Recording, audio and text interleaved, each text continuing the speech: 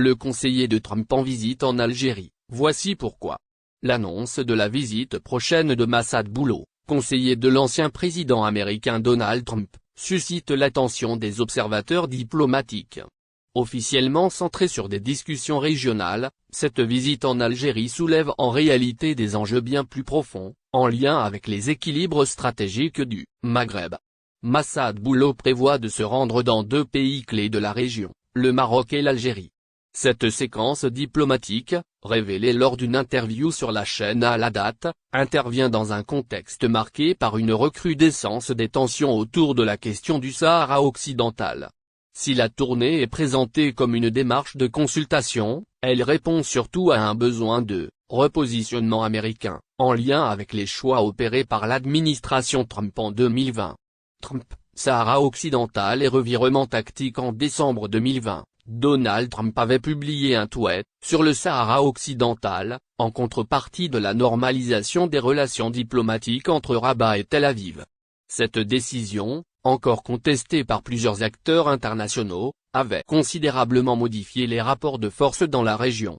Aujourd'hui, Massad Boulo affirme vouloir promouvoir une solution négociée au conflit, qu'il souhaite acceptable pour les deux parties.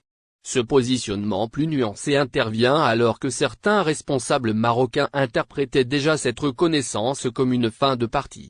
Il marque également une tentative de rétablir un certain équilibre, en réengageant un dialogue avec Alger.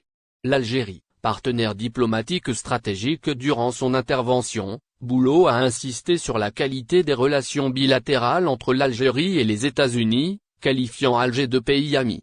Il a affirmé que Washington souhaitait construire des relations stables et productives, en dépit des divergences régionales.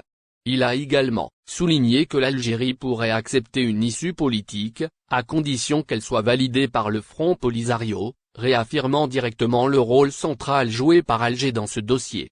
En réaffirmant que Trump avait laissé la porte ouverte au dialogue, le conseiller cherche à présenter la reconnaissance de 2020 non pas comme un point final, mais comme une étape dans un processus encore évolutif.